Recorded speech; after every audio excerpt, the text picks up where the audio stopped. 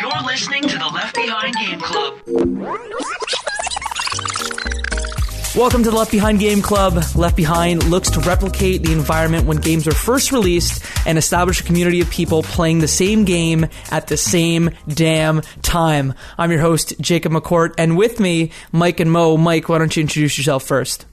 Hi, my name is Michael Ruffolo, and I'm a marketing consultant hoping to get into the video game industry. Mo Murtadi over here, developer, working on apps and games, everything in between, and really like video games and excited to do this with you guys. And I guess I'm an aspiring radio personality, hence the reason why I went up here. But I also have a passion for games. So the first game that we have is Shadow of the Colossus. But before we get to that, Mike, maybe you want to just talk about why we decided to do this podcast. Yeah, I think that's a great idea. We should probably outline why this thing exists to begin with and outline it for people. So I think it really came out of talking with you guys and realizing that the way the industry has developed and moved on, when we were younger and we were coming up, everyone was playing the same game at the same time, and it was easy to have those discussions with people. You knew that if they liked video games, you could almost definitely know the exact games that you could touch with. And now gaming has grown, and that's fantastic. But one of the consequences of it growing and being as big as it is that when you find out someone's into games, they could be playing a game that you've never heard of, that you've never touched, that you're unaware of, and it's tougher to find those in-person conversations that you used to have before. And so I think one of the things that we want to do is bring some of that discussion back, and especially when we have backlogs as big as we do, with so many games being remastered, it's nice to be able to recapture some of that energy that was there at the time and make it feel like you're playing along at the exact same time as everyone else. So that's my short little take on why I think we exist. I don't know how you guys feel. Yeah, same thing. Kind of just exactly what you said. Reliving those games that we used to play. Especially the ones that maybe no one's ever seen, no one's ever heard of, and maybe they've heard someone mention it. This is kind of their chance to see what that's all about and maybe play along, because that's kind of part of it as well. Yeah, and I don't know if it's because my habits have changed, but I feel as though I don't play games when they come out anymore. I used to be kind of an adamant new release, I'll play it when it comes out kind of guy, but these days I rarely play a game the day it comes out. And what sucks is you miss on kind of the zeitgeist of that first day when everyone's talking about it, because if you play it even 2 months later, the community might not necessarily be there. I think of something like Evolve, which is probably a bad example, but I tried to play it a few months after release, and there's not anyone playing it. So bad example, but I think you understand my point. No, I completely agree. I think the one that strikes me right on the forehead is Fez. Fez is so much that you have to deconstruct, and there's all these little puzzles that the community comes together to figure out. And if you came to that game a month or two after it was released, everything's already been solved already. It's easy to go and find all of the answers, and you miss some of that great community interaction that those games facilitate. Mm-hmm. Yeah, so with that, our first game is Shadow of the Colossus. It's a game that came out many moons ago, I think 2005, for the PlayStation 2 originally, has been re-released on the PlayStation 3 as a part of a bundle. But we decided to pick this game. Why do you think we decided to pick this one to start? Well, I don't know. I think we wanted to pick something that maybe some people played, some people didn't play, kind of have something that has a little bit of backbone, and I especially have always been a big fan of it. As you guys know, I've ranted and raved about it in several times when we've talked about different games. How I was introduced to it, it was literally one of those $29 bin games where you go with your parents, Wow. You sit there, they're like, hey, you know what, go if you find something you like, you kind of talk them into buying it for you. That was it for me. It was kind of just shopping around. I didn't know anything about it. I just knew I wanted a video game because it was my life back in the day. Did you get a greatest hits version? Okay, so I bought 2 copies of it. The first time I bought it, it wasn't a greatest hits. It was just a $29.99 bin game. And then the second time I bought it, when I bought a PS2, once the PS3 came out, I bought the greatest hits version because I wanted to play it again. So it was a very organic discovery, nothing really that big. And even while going through it, I know we'll talk about it later, but it was like, what did I get myself into? Like, I wasn't expecting this type of game, if that makes sense, because usually I was stuck with those like story games, or you play those multiplayer like racing games back in the day. This was kind of a different experience, and that's why I kind of always talk to people about it, and I still have it in my top 5 favorite video games of all time, both for nostalgic purposes and for it kind of catching me off guard. For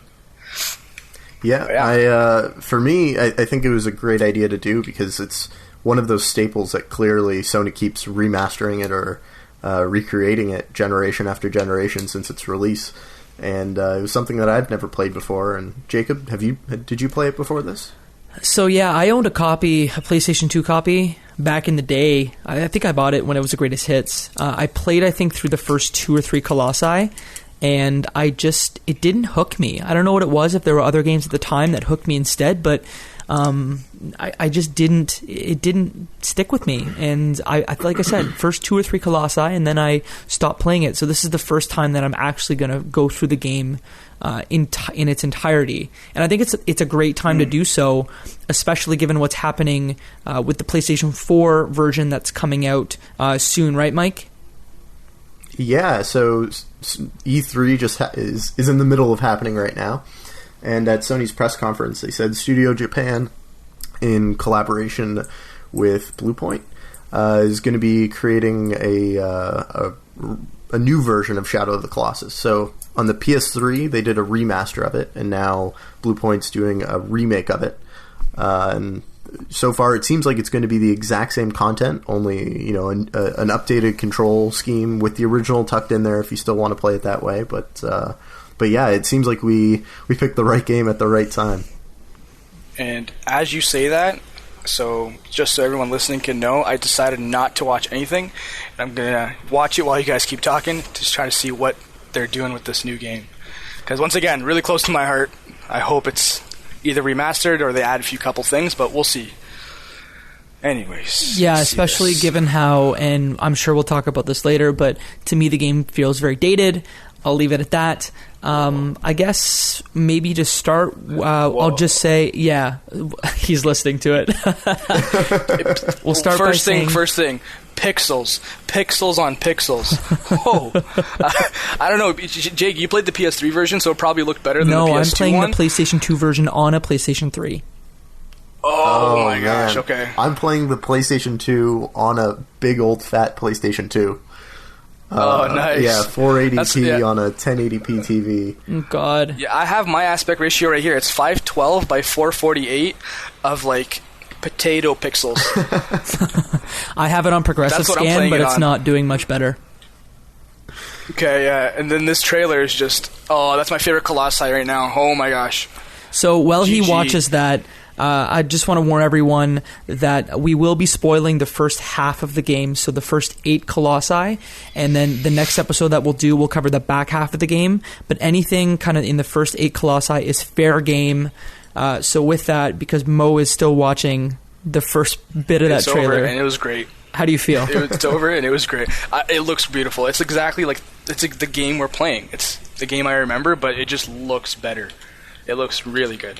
Well, then why don't you start and talk about? Why don't you talk about how you feel about the game in general to start? Yeah.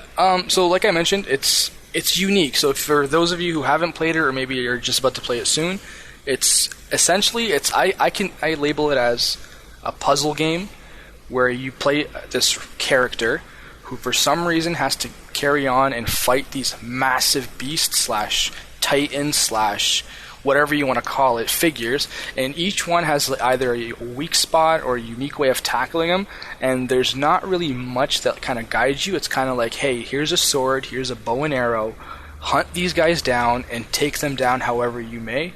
And being like a lover of puzzles growing up, it kind of just it was the game. It was the one that kind of like kept me really interested, even 10-15 years down after the time has passed. And it seems like you're not the only one, considering that Sony keeps remastering it and putting it out there. And yeah. And I can't remember if I've seen the number somewhere, but I think it was like top 5 PS2 game, or if you ever look at those lists, the top 10 PS2 games of all time. Are you talking about sales or? No, just like critical acclaim. The review Exactly. The games, when they say what are the best games that came out for these consoles, the PS2 one, I want to say every single one I've seen has it somewhere in the top 10, for various different reasons. But I think the fact that it's unique, it's different, and it's the way it plays, I think that those are big factors in it. Yeah. Let's see here. Mike, how do you feel about it in general? Yeah, so I felt that one, it was clearly from a design of the past. There were a variety of little things that I've grown accustomed to playing games in the modern era, where you don't have to worry about saving, you don't have to worry about checkpoints and things like that. You know that if you die at the boss, it's going to start you right back at the beginning of the boss. With that, just as a heads up, there are checkpoint locations where you can save. There are. But they don't kind of they're not standing out. They're random buildings. Yeah, I know. I didn't know about it the first time I played. Yeah, so there are checkpoints. You just they don't stand out that well. But yeah, they are there. Yeah, it's just I completely recognize that they're there. It's just the difference of having to go and actively save at that place versus the game knowing that chances are you're likely to die here, and when you start back, you don't want to make another trek across this barren wasteland. You know what that reminds me of? That reminds me of someone they're playing an old game for now, and they're like, "What? There's no VR? What kind of pagan game is this? Right. Yeah. What? There's no checkpoint saving? Do they even know how to dev? What's going on?" We'll be living in that future soon enough, I think. Yeah, exactly. But yeah, when I started up this game, first I was kind of surprised that there was as much of a story as there was. And it really struck me as, in the vein of Zelda, as odd as that might sound, that you're a character with a sword, you're completing this quest to save this girl or this princess, and you have to tackle these bosses along the way. And it seems to be based around platforming and then completing a battle. That's what struck me when I first started playing the game. I really, really dislike the controls, and it struck me as very, very old. I think the thing that maybe annoys me the most is X and triangle. Triangle being jump instead of X. That's caused me to die, I think, once or twice, and it's or miss a jump and a grab. The other thing is that I don't think it quite makes clear all of your control options. So I think it's the third or fourth Colossi where you have to swim under a bridge to get into the space. Mm-hmm. I couldn't. It took me forever. I had to. I was in the water swimming around at the slowest speed possible, and trying every button I could until I finally pulled up a wiki because I'm too old to spend all day trying to figure out how to get through this stuff. You know what's crazy? Back in the day, that was just those are the games that you didn't have really a wiki. It was hey, figure it out. You have no responsibilities. You have weeks on weeks of just this game because you bought a game and you enjoyed it for a while. Yeah, or you go into a physical store and you buy a Brady Games strategy guide for $30 to solve one thing.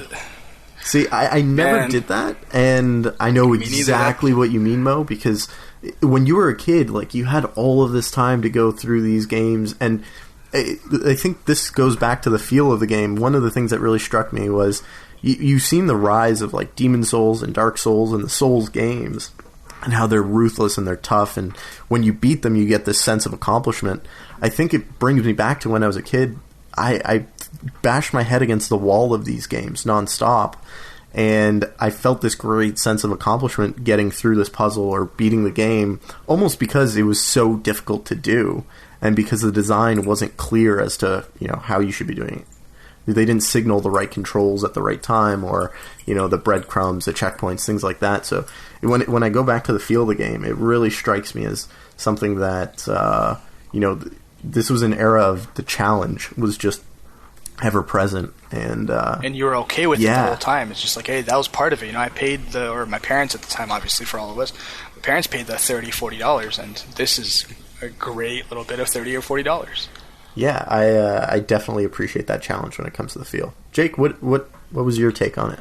As far as like the control, I just kind of going back to that. I just wanted to make the point about the camera. We haven't necessarily talked about the camera. It struggles, and I mean this is now a 12-year-old game, so I understand at the time the camera was probably average at best, but the camera's bad. But what strikes me as something that's even more painful to deal with is the horse controls.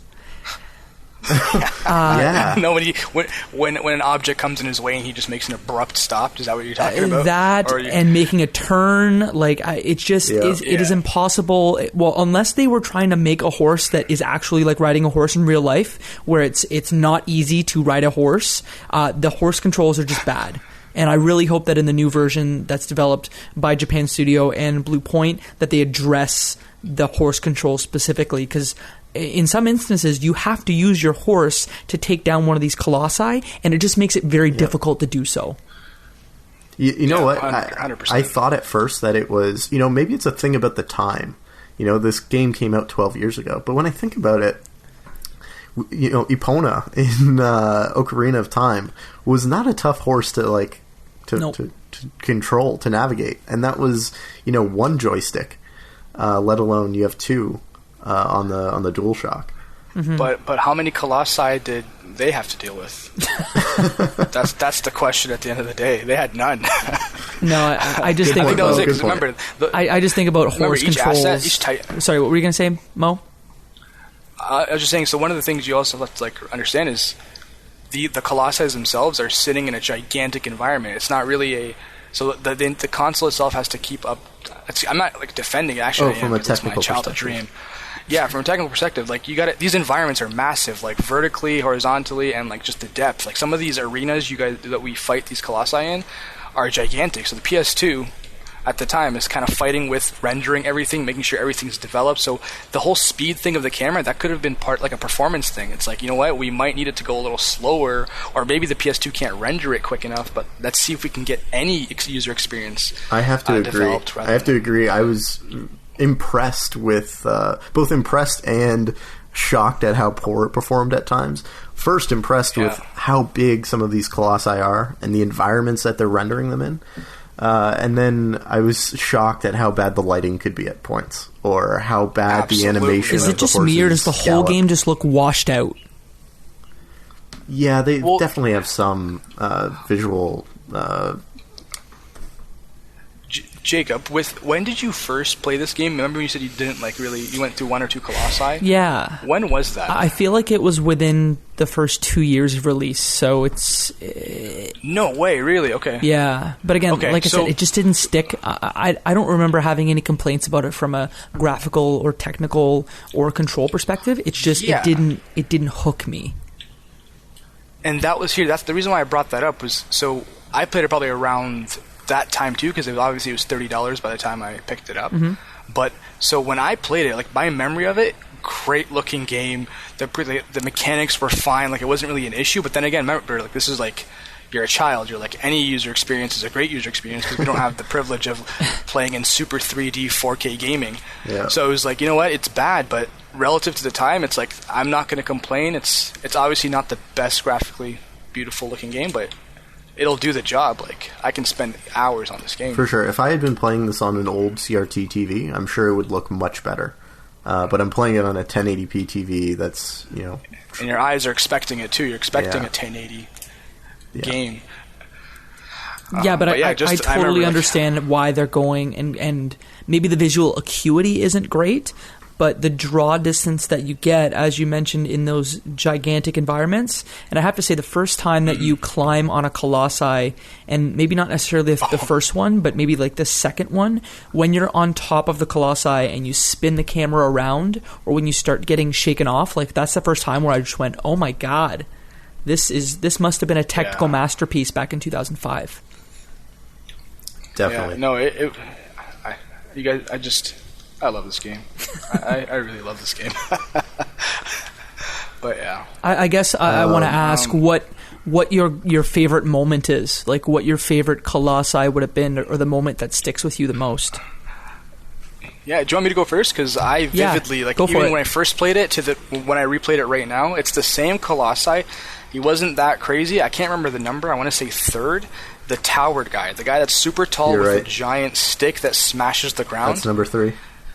Yeah, so you got to remember, like, when you approach it, you see a giant piece of rubble. You're on top of this giant platform, and there's just rocks on the ground, and then the guy stands up. And he's like skyscraper size, and not only that, he's holding the CN Tower in his hand, and that's what he's using to bring doom to your life. He swings it, and just the speed of it coming down, and you're like, "What is happening?" I've gotten crushed by it several times. I remember when I first played it because I didn't know how to run away. Oh. You can't tell where he's about to drop it. But after playing it so many times, I know exactly how to dodge him. But man, just when he stands up and swings, whew. I was very technically impressed with that Colossi the Third because he's so big.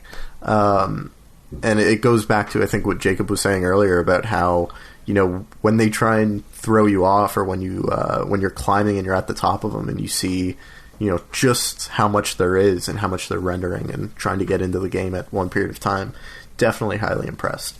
Jake, what was your favorite? I think for me, I don't want to say the game wasn't hooking me at first, but I obviously had that first flash of, okay, now I understand, because the first Colossi is relatively small in comparison to you. He's maybe if you're 6 feet in the game, maybe this Colossi is 60 feet, which it's impressive, small. But it's small. And then you get to the second Colossi, who's just much, much larger, and then you're like, okay, all right. But for me, actually, it was the first time where my oh crap moment was when I was going up against the fifth Colossi, the flying Colossi.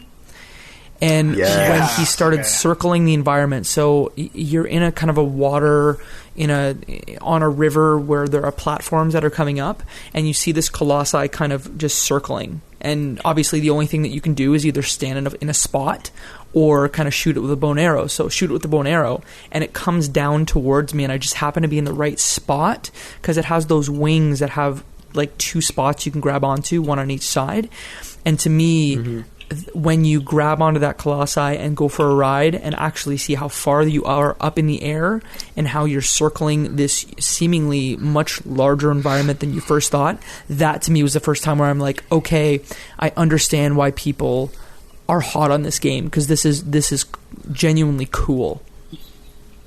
Yeah, then obviously the worst part about that Colossi is getting knocked off, because now you're in the middle of this gigantic ocean trying to get to that one spot to try to get back on him. Oh, that one takes time if you don't take him down the first time you grab onto him. Jake, I could not agree more, because that was my highlight as well. I did the first 5 Colossi in an hour and a half, 2 hours, and I took a break after that 5th one.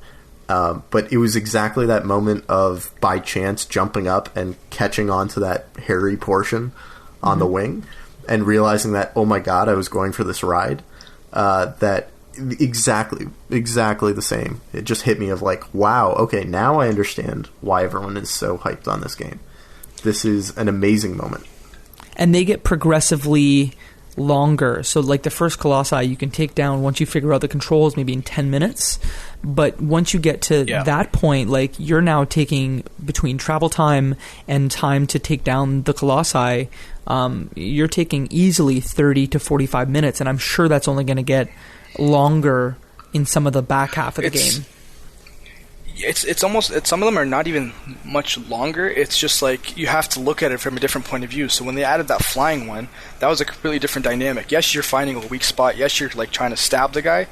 But it's okay, how do I connect with it? Some of them won't have any way of climbing onto them that you see initially, but then depending on the environment you're in, that kind of plays a role, and it does a really decent way of giving you some kind of hints, but without telling you anything. I agree, because I don't know about you guys. They don't, and I think in the very beginning when you load the game, when you play that small Colossi, they might show you how to swing your sword.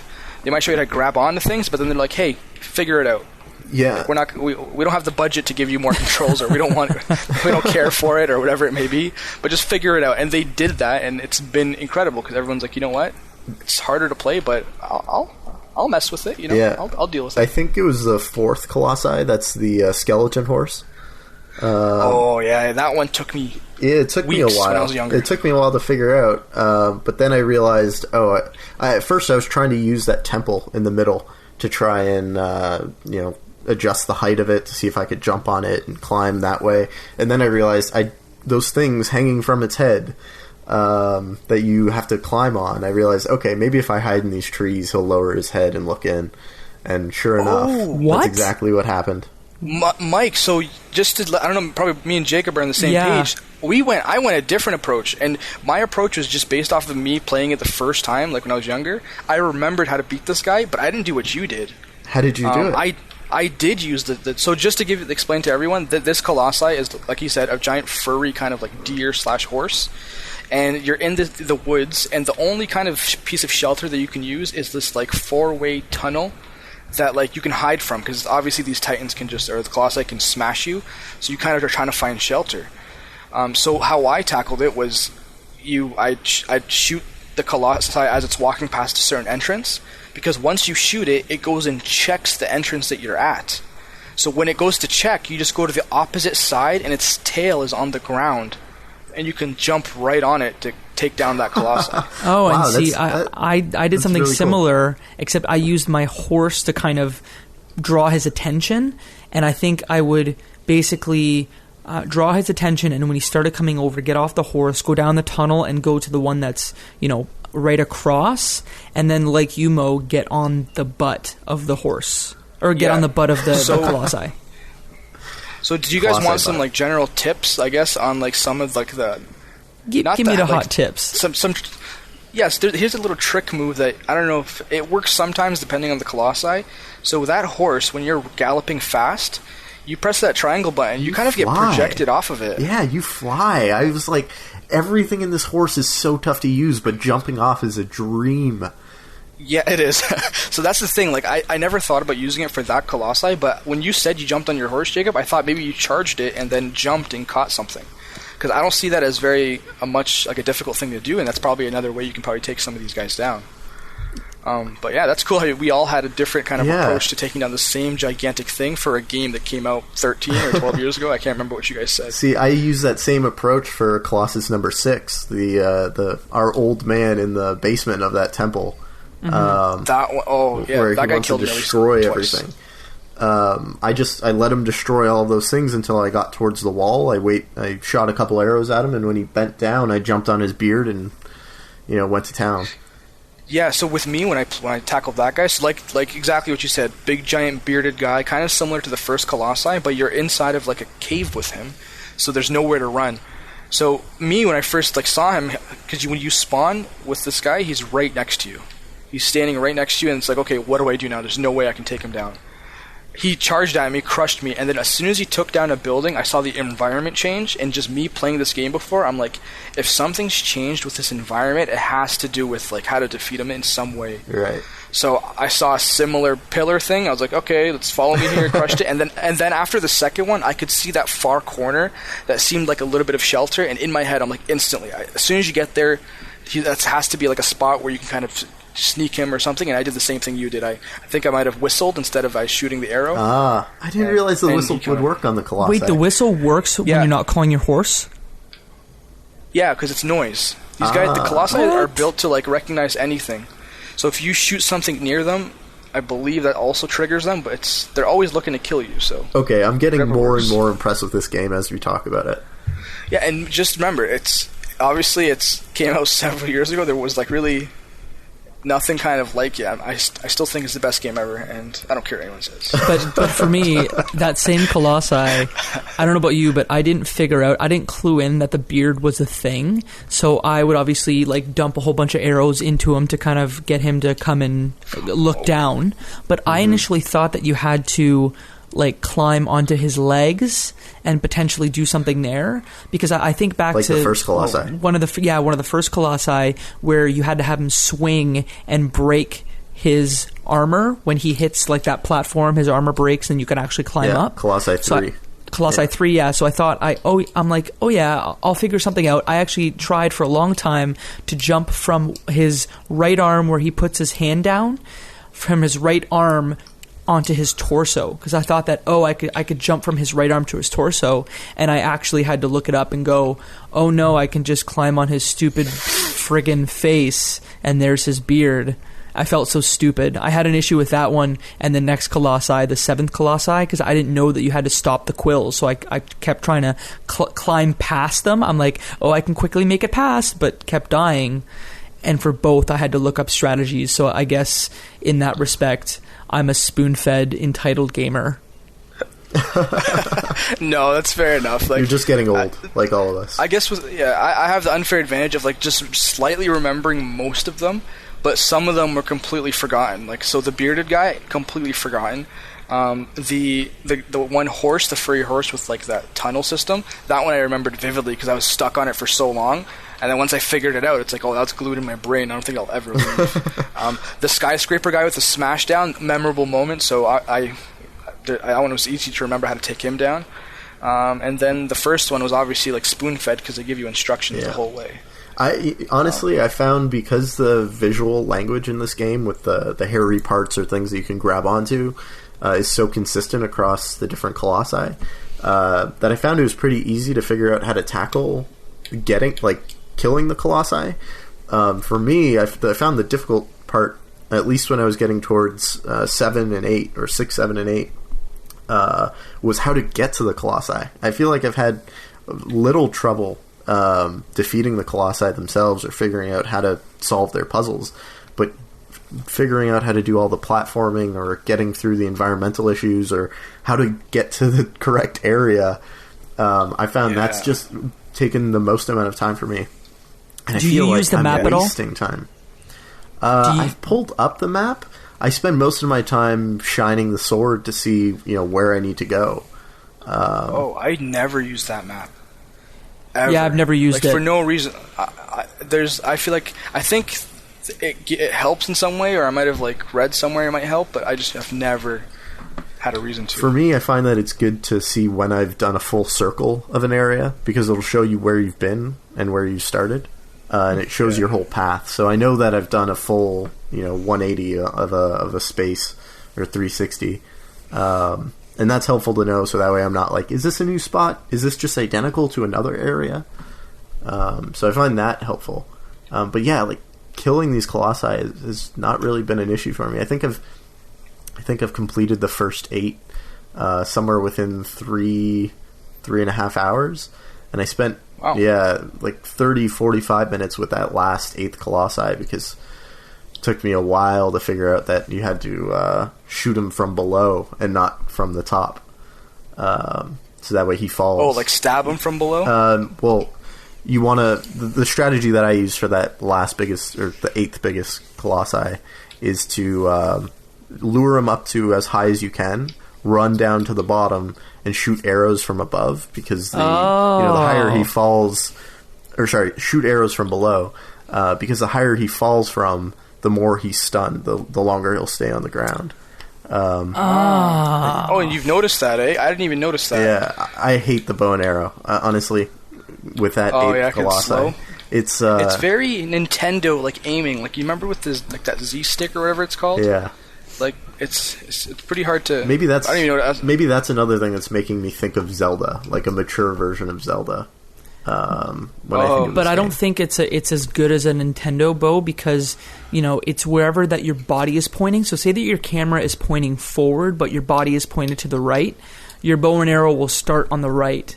So it's just a little counterintuitive to the point where. If I have to take out the bow, I want to give myself a little extra time because I may have to move the bow and arrow 90 degrees to get to where I'm shooting. Yeah. Yeah. But I actually took that Colossi completely differently than you did.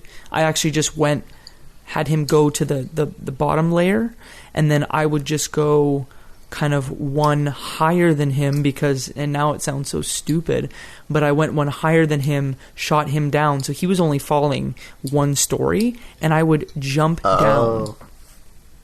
Yeah, that way it saves time when you're jumping down. See, but you get injured. You hurt yourself when you do that, right? Yeah. It's worth it. I tried that, and it was taking too long for me anyway, because I wasn't consistently getting there in time to take him down. And so I realized, like, I just need to get him to fall from a huge distance and then stab him, a couple times. Yeah, so, funny story, I didn't want to tell you guys this, but I'm actually fighting that 8th Colossus right now, and I have been since the podcast started. So this whole time I've been multitasking. He has about, 10% health left, and the tactics I was talking about, I was doing them real time right now. I'll let you know once I beat him, but Mo's got just as a heads up. Mo got some hot strats in the middle of our podcast here. The thing is, especially attack him from below. No, my tactic with him. So I didn't remember this guy when I first when we started the podcast right now. I approached him. I couldn't remember a thing, but he has glowing arms. So immediately, my thought process with all of them are there has to be hints on the body, whether it's fur that's really low or fur that's high, but for some reason you can kind of tell it might come down in some way. But with this guy, each one of his arms are glowing, and then his back is glowing. So when I first approached him, I'm like, yeah, let me just shoot him in those shiny parts. And sure enough, he starts climbing up and attacking you. So I figured, hey, if he's going to come up here, kind of like that one furry horse, let's try and run to the other side and see if I can get behind him. And then once I got behind him, I just take out 2 of his feet, and that's when he falls, and you guys know the story. Stab, stab, stab. Stab, stab, stab. I feel this game gives me, from a story perspective, the jeebies, because I feel like I shouldn't be trusting Dormammu or Dormir or whatever his name is that's going to be saving our princess, our fair lady. I feel like I'm killing babies. Yeah. Okay, wait. They're not attacking us until we get there. I have to stop you right there. What is this guy you're talking about, and who is he? Because to this day, I've played this game maybe 10 times in full. I've killed these titans maybe 10 times. I do not even understand the story, and I'm okay with not understanding it. I love this this bliss I feel of just taking these titans down. Who is this guy you're referring to? Is he that voice? Yeah, so from what I gather, the game starts out with the main character bringing the dead body of a princess, some girl. Yeah. You don't really get the story, but he brings her to this altar, tears a cloth off, leaves her there, and these dark spirits materialize behind him, and he points his sword, the sword of light or something along those lines, at these spirits, and they disappear. And then there's a voice from above comes and says, "Oh, the sword of light." And you get into this discussion with him saying, I need you, the spirit of the netherworld, to bring her soul back. And he says, I can't, but, or I won't. That's not the rule of mortals. But with that sword, we might be able to. And what you need to do is you need to take out all of these giants. And when you take out these giants, all of these statues will crumble. And to me, I think the name that he gives is Dormir or something along those lines. I think that's right. To me, it just these colossi don't seem to be bothering anyone or attacking us until we go and attack them. Yeah, and you're right. It's almost sad when you kill them because you just brought down this majestic thing. Yeah. And it's I don't know if I really want to do this anymore. Yeah, and then the other thing about it is, if you think about story tropes, it's often that they have guardians or big things preventing some big disaster from happening or locking away some evil spirit. And it seems like, at least how I'm interpreting the story so far, is that we're making the deal with the devil, that these colossi are supposed to be here to prevent this guy from getting free. Mm-hmm. And I think in exchange we're freeing him so that way we can get the soul back. But how did you feel about the story, Jake? I guess I feel like it's almost like a storybook, like a fairy tale when you're a child, and it's not meant to be a complicated story. It's just, hey, this princess, this woman has passed on, and we will give you the opportunity to bring her back, maybe, if you do what I say. It gives me a couple different vibes. Like I said, I feel like the whole time that we're murdering unicorns just to get their power, or even from the look of their faces, their faces look like babies' faces. They look like children's faces, and some of them just look so sad. And I'm just killing babies or murdering unicorns to potentially get the chance to gather their power. It gives me a very there's a lot of God of War 1 vibe to it, in that or was it 1 or 2? Whatever God of War spoilers, where you basically murder every single Greek god to take their power. That's kind of the way I feel about this. And then I also get like a Mass Effect 2 vibe in that, you know, remember those like giant baby Reaper from, I think, Mass Effect 2? Like that's the vibe that I get from these Colossi as well. Not some of them, but the ones that are humanoid, that look like basically large buildings with baby faces on them. I just feel like I've made a deal with the devil and then I'm just killing children the whole time. It makes me feel, it just we have makes a new me feel byline so for down. you. What's my byline? Yeah, you're Jacob McCourt, baby killer. No. it's your alias. Yeah, Nobody wants that byline. I think our podcast title has to be "Shout of the Colossus: Killer of Babies." Yeah, that's pretty much. So, one thing about those statues, if you haven't noticed, or maybe you have, if you walk up to all of them, they resemble obviously the Colossi, and they kind of give you a little sneak peek as to like what's about to come. Oh, see, I haven't gone to look at them yet. Yeah, so it's I didn't look at them the first playthrough, but like after a while, I'm like, let me just kind of explore this area. And I remember them like for the flying one, you can kind of see wings there. It's kind of like a totem pole, but you can kind of see a little bit of like a hint. Whereas if you went there before, you would have been like, oh, I'm going to get this really cool snake or a really cool this, whatever it may be. The other thing about this story that's giving me this this hesitation is every time you kill a Colossi, their dark spirit or whatever is inside of them attacks you, and you wake up back at the temple, and they're just standing around you. And it's absolutely weirds me out. It makes me feel like there's something not right happening. Yeah.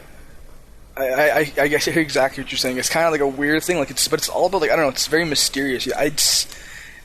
It's you kind of wake up, those guys are just around you, and it's weird. But you're still like, I have to finish the game. I have to kill these Colossi. You're still invested, and by the end, I found like, I don't know. It's not too. I don't want to get into any spoilers at all. But it's that emotion you guys feel of like, oh my god, I'm killing babies, as Jake would say. Jacob McCourt, baby develops killer. like.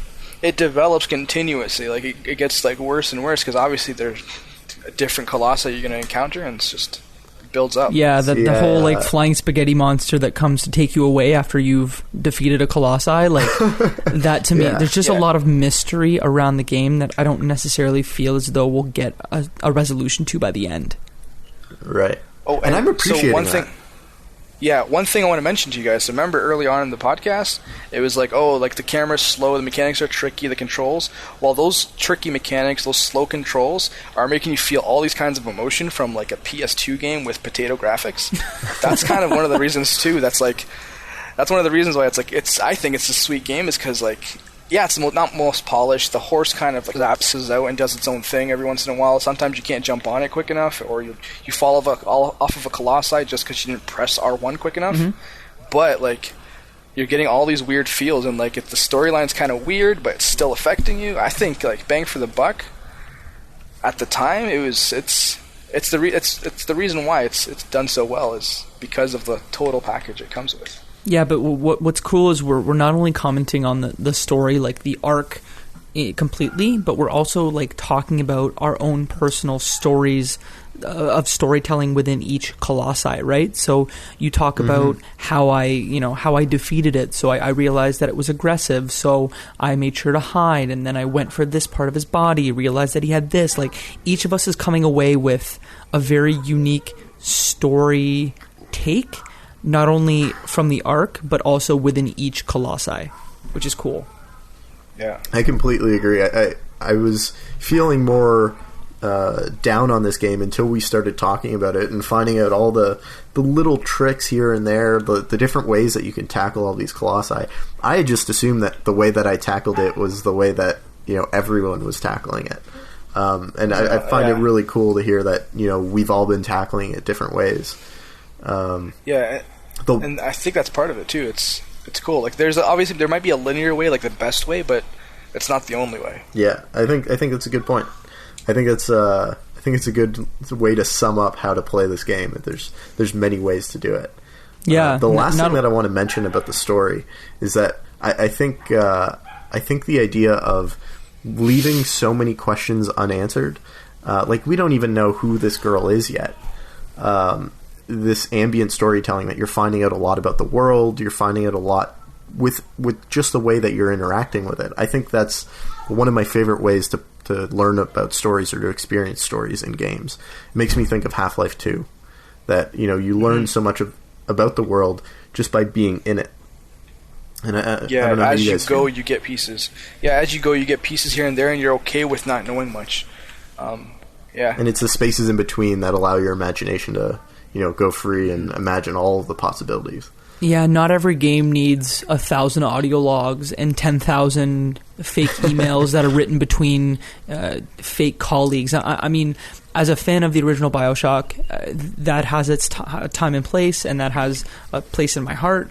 But filling in those blanks when we talk together, see, I don't necessarily think if I did this by myself that I would have the same thought process about it. I might just say like, oh, it's lazy, it's like a children's book, like I have to interpret the story. Like I'm just thinking of like my inner game snob coming out just saying like, oh, they didn't fill in anything of the story, what am I supposed to interpret from that? Right. See, the more that I've been thinking about the different types of media, the more I've been realizing that the less information you give people, right? If you think about like why people like books more than they like the eventual movie adaptation, it's because with the books, there's so much less that it gives you, even if it gives you more events that happen. And it allows your imagination to fill in more. When you think of a movie, it's all there. Words, pictures, sound, everything. You imagine it as if it was real life, because it's as close to real life as I think you're going to experience with a form of entertainment right there. So I love this idea of not filling in a lot of these blanks and giving as much freedom to the imagination to fill in as much as possible. Yeah. So like I mentioned too, I was playing this game and I beat that Colossi a couple minutes ago. One thing I kind of want to randomly mention, because I'm just riding on this horse and just like going to nowhere. Next time you play this game, just spend like a minute or two just riding that horse and just watching its footwork. So it sounds like a really silly thing and a silly concept. Honestly, I promise you. Okay, yeah, just walk slowly, or like just click X once to make it just gallop once. And it's Jacob, you mentioned it earlier, and I never really paid attention much to it. It's surprisingly realistic, like how it moves, how it behaves. If you like shake its head one way, it takes a second for it to whip, and then it finally moves its body because it's obviously a heavy object and it's trying to move its body just like a regular horse. It's not an instant gallop. And then the biggest thing, this was something that I noticed in I think it was an NBA Live like 2008 release when the PS3 came out. They were kind of showing off the PS3 performance and how now they're able to, like, when a basketball player is moving on the court, he's not just an object that swivels around like a pivot point. He actually has feet that move in that pivot point, so he looks like he's a natural person moving his legs. The horse is doing the same thing. It's not like a static horse that rotates on a single pivot. It's a horse with 4 individual legs that move left and right based off of where the other legs are, and makes it look like fluid. Small little thing, but like, remember, PS2 game, like this is, and then take into consideration like the giant like arena that you're in with every Colossi. It's something I don't know if you guys missed or maybe didn't notice, but something to check out. No, I definitely missed it, and I go back and think about, as you talk about NBA Jam, I think about sports titles back in the kind of that era as well, when they started separating the ball or the puck from the players and made it its own independent object, and how players would react differently. I know, Mike, you're a big fan of FIFA. I grew up playing a lot of NHL. When they made that ball or puck its own independent object, game changer. So that's a bit of a non sequitur, but I think you understand where my brain is going. Yeah, the horse is the puck. Hashtag realistic horses. Oh, it's so realistic. I'm in awe. I might seem like I'm not paying attention, but it's literally because I'm just staring at this horse as it runs. It's super cool. Anyways, back to the topic at hand. Are there any other... we've talked a lot about the story. We've talked a lot about the graphics. I guess from here, I just kind of ask a final... does this game kind of hold up for you? Are you glad that you've kind of taken this journey so far? Mo, you go for it. Okay, so obviously I've played this game several times before. Last time I played it might have been like 5 or 6 years ago, maybe on the PS3. It still holds up to me. I have that nostalgia feel to it. Like it hits me home. It's my childhood. And you know what? You know how they say like never meet your heroes, like, or never go back to something that was great. I'm pretty content with going back to this. It's been just like I remembered it, if not like better now that like I can kind of see it from a different point of view, and especially that I'm talking to a bunch of people about it. It holds up to me, and if you guys say anything bad about it, I'm going to feel personally attacked. So, Mike, you can take it from here. Well, with a low-stakes opinion on the line, not my entire friendship with Mo at stake, at first I felt like it didn't hold up, especially because of, we talked about it. The controls are slow, laggy, awkward. The graphics, I didn't really think met what I was expecting, especially on the TV that I was using. But the more that I talk about it with you guys, the more that I'm realizing all of these different ways to beat this game, to defeat these colossi. That aspect of it has really energized me and excited me about playing this more. And to me, that's a sign that I think it's still holding up. That's if we set aside entirely the whole concept of Sony continuously remastering and remaking this game as a sign that it holds up. I'm finding that our discussion right now has re-energized me, and it made me feel like I want to play this game more, to find all the different ways that I can do this. And I might even play it more than once. So I guess we'll see what happens when we get to the back half, the other 8 that we have to complete. Mm-hmm. Jake, what do you think? I guess I would share similar feelings. I have a really hard time, as we get older, and I'm sure a lot of people listening can sympathize with where you're at. As you get older, and like I'm not even married or have children, but the demands on your time become greater as you get older, so it's harder to kind of set aside time, or no, you have to set aside time specifically to play games. And when I do that, I usually have a game and I just play it to the end, and I'm not really a 100% guy. Like, I don't know in my entire life if I 100%ed many games. All that to say, I will probably only play this game once, and only play it once forever. I couldn't tell you a game that I've played more than once. I'd have to think about it. I may have done it, but I don't play games more than once. But I think having this conversation with you, I agree, has kind of re-energized my feelings toward the game. But also, I'm really appreciative that we have this forum to be able to talk about it and not only discuss what we thought. Like, a lot of us have similar thoughts about it, but we also have different thoughts. So I'm glad we have this forum.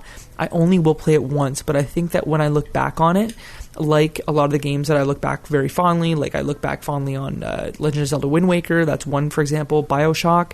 I look back on those games very fondly. I think despite playing it 12 years later, and playing it on the original console instead of the PS3 remake or the PS4 remaster that's coming, I think that I'm going to look back very fondly on this game, but I don't know if I'd look back as fondly if I didn't have 2 people playing it with me. Because I think if I had it in isolation by myself, I would just kind of be like, yeah, whatever. It's good. It's fine.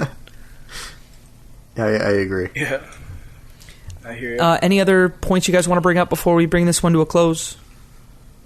No, just so the game plan is we're going to try out the next 8 Colossi and kind of give a quick little summary of that once we've knocked that out. Any timeline, guys? I think we're just kind of, and Mike, you can kind of talk as well. We're trying to just feel this process out. I think, in future episodes we'll kind of know exactly like, hey, 2 weeks from now have this done. But for now, I think we're just going to kind of play it by ear. Yeah, feel it out. Cool. Yeah, I know, Jake, you're just starting a new job, and we all have busy schedules. Congrats. Yeah, I just moved to a new city too, so this apartment is a mess. You're right. Yeah, I can only imagine. But I found that this game is pretty quick to get through, and while each Colossi is taking more and more time, I think we can probably tackle another episode in the next week or 2. Cool. Absolutely. Yeah, so stay tuned. Stay tuned, and remember, you can see everything Left Behind Game Club at leftbehindgame.club. You can follow us on Twitter at leftbehindclub. And do we have other URLs that point to this site? I feel like you guys have bought a few. Please don't buy killingbabies.com, please. That might be it. We might buy and just redirect it's it. Too late. We might as well. We already own Jacob McCourt babykiller.ca. No.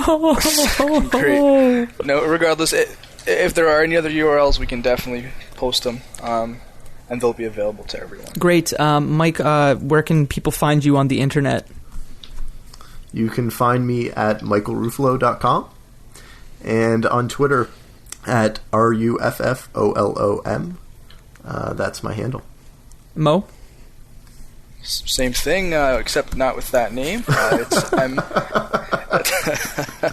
Well, yeah, my handle's the same across the board. Every little bit of social media, you'll find me at MMURTADI. And then my personal website is the same thing, MMURTADI.com. And for me, it's at Jacob McCourt on everything, and not at jacobmccourt.com, because that would be silly. jacobmccourt.com. Guys, I want to thank you for your time today. It was very exciting to talk about the game. It's definitely re-energized me. Until next time. Yep, see you guys. See ya. Bye. I don't kill babies.